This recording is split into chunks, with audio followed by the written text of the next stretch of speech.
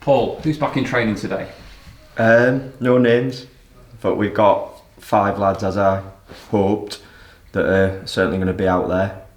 And as I suggested, I think there's probably 2 that almost certain will be fit, unless it's like any other training session where something happens, fingers crossed not. But the others, we'll have to see how they get on and how they come through. And then that will probably still carry through to tomorrow morning once they've rested fully and see how they are. But hopeful, certainly. So that would make sort of the squad obviously a lot stronger going into this game. I won't name check them all, I promise, but is Donovan Wilson one of those who you hope will be back in training? Yes, yeah, he is. Okay. How encouraged then are you by that picture? Far better. I've said it, like, there's different things for a manager in terms of when you're down to the sort of bare bones, so to speak, your options are limited. I guess it makes certain decisions easier. At the same time, would always prefer to have lots of headaches and decisions to make, because that means we're fit and healthy. So much happier with that scenario. Are Anthony Glennon and Danny Amos at least back in contention this weekend? We'll see on that. That's kind of a question mark. Okay. Did Niall come through okay the other night? Yeah, he was all good. Got through, no issues to my knowledge, certainly. He had been training a little bit anyway. He'd been on the bench, came on one game, didn't the other. So no issues there. Why didn't he start last weekend? What was the reason for that? Team selection. Okay. Right. And was there obviously some thinking behind that? So can you shed some insight on that for us? No. Okay. I don't know where you're going with that, Matt. Yeah, I'm just trying to get into your head as to why you selected him on the bench last weekend. Why wouldn't I? Don't know, because he's been quite a mainstay of your team when he's been fit this season. But we beat Barra, didn't we? Which I know can make changes. Luke did well. Alvia Rogers did well. Right. Let's look at Tuesday night before we look forward. And after the game, you spoke to John about the skirmish right at the very end of the game, and you said, I hope that the appropriate things happen afterwards. What did you mean by that? Just as in, we are often either reminded or questions stated around conduct, etc. Now, as I said, I 100% wanted to be down there in that, not to be, my stature suggests I'm not going to start throwing people about too much. But to try and help diffuse, get our players away, and we're not supposed to do that. We're not supposed to leave the technical area, so we didn't. And I think we saw kind of the complete opposite. So what I would be frustrated at is if nothing's said, nothing happens, so then what does that mean? The next time, if we have that scenario, which hopefully we won't, and I think we haven't, and won't very often, but then that's then suggesting I'm fine to leave. So that was all that was meaning by it, because like I say, it is an emotional game, and whether or not that always comes across as an obvious way. As I said, I wanted to be down there, but you have to show and respect the rules, and that's what I did, and the rest of the staff did. So we'll return to league matters then in this game. As manager, where are you in particular keen for improvement? I think that's difficult, because obviously the team had changed quite significantly midweek, and no issues with that. We just want to try and be as best as we can be.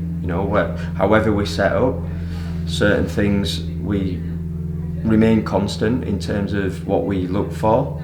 Out of possession, we want to be organised, on hard work. We want to try and stop conceding goals. We've talked about that, and I think again the other night, we probably had to make a few more saves. In truth, in the main, probably what we'd hope he would do. But often, as I've said, we've been punished through very few attempts at goal that have resulted in us conceding, and sometimes that's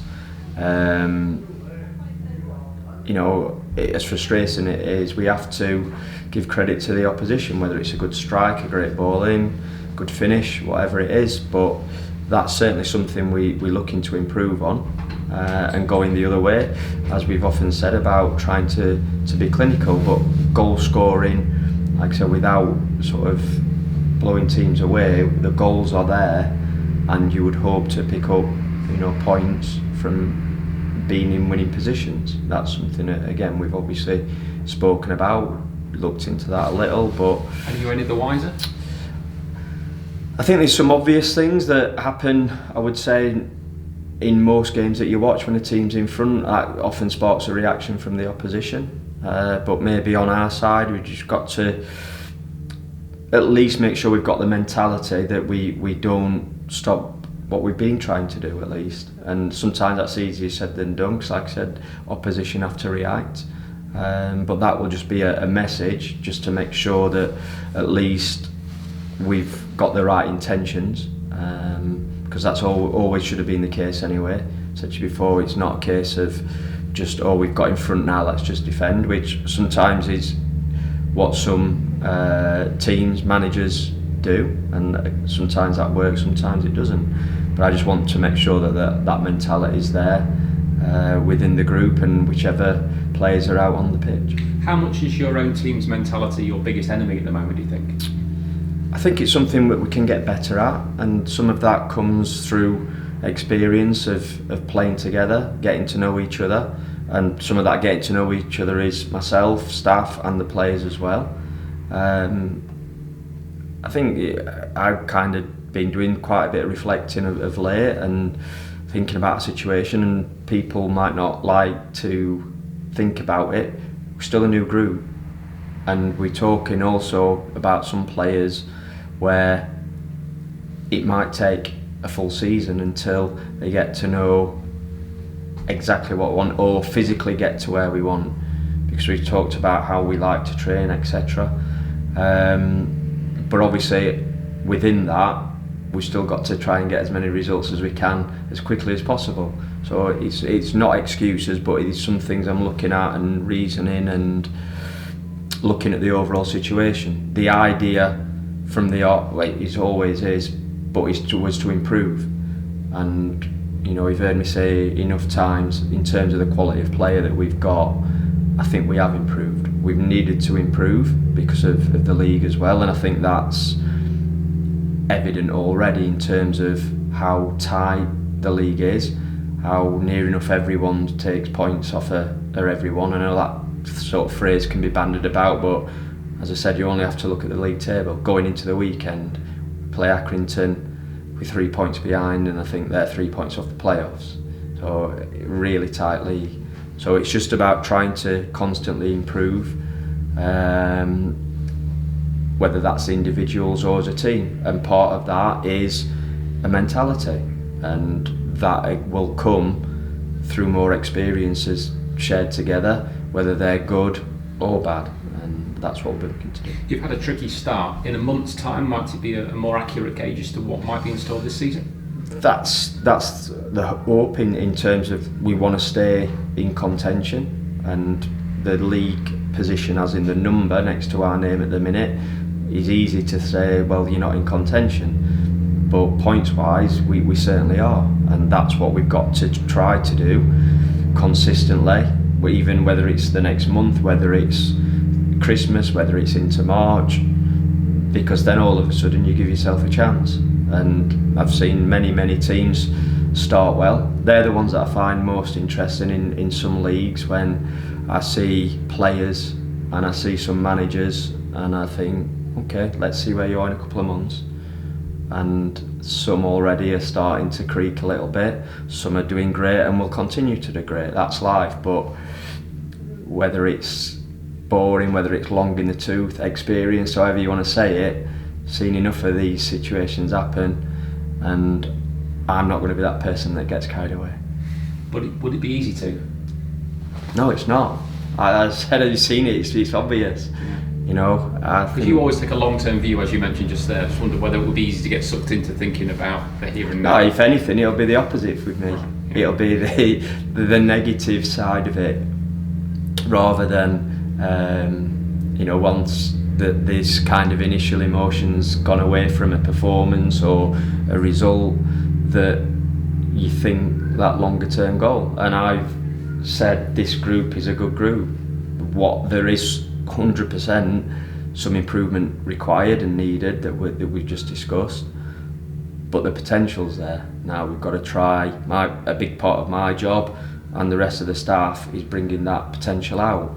We're still in a stage of, I think, like I said, understanding, sort of pushing boundaries, expectations, but in the end they're all for the goal of getting better and trying to be successful, and that's what we're looking to do. What might Accrington have in store for you then?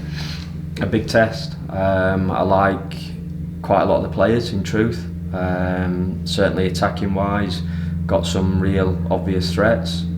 Wide players, a really big centre forward that's also very mobile, has scored some goals already this season. And John's teams have been known in general for playing good football. I think they went a little bit more direct one of the seasons, and I think what I've witnessed so far is they're good at mixing the game up. So I think if you try and stop a certain aspect of their play, they can bring another threat to them, and that makes them dangerous opponents. So we'll give them certainly full respect. It's a team that came down last season and will be looking to bounce back. And he's we talk about experience, the second longest serving manager I think in the Premier League and EFL. He certainly knows what he's doing, and that'll always prove a tough test. And in Josh Andrews, given his height, how much do you need to be switched on to him, and particularly set plays? I would set plays is an obvious one, but I would say it's more than that, and not got to get sucked in to just thinking he's just a big man that'll head a ball, because he's certainly more than that. As I said, he's got the attributes, and I know he's suffered with injuries at times, but to really sort of go places, because he's unusual. But as I said, he's also mobile. It's not just that head on a stick that can't move. So we've got to be certainly wary of that. Some of that can be trying to stop supply, but there's also the players. Pritchard's an excellent player that has come back from injury. We've got the wide players, Nolan, Sean Worley, that we know extremely well. So yeah, numerous threats, and we can't just focus on one of those.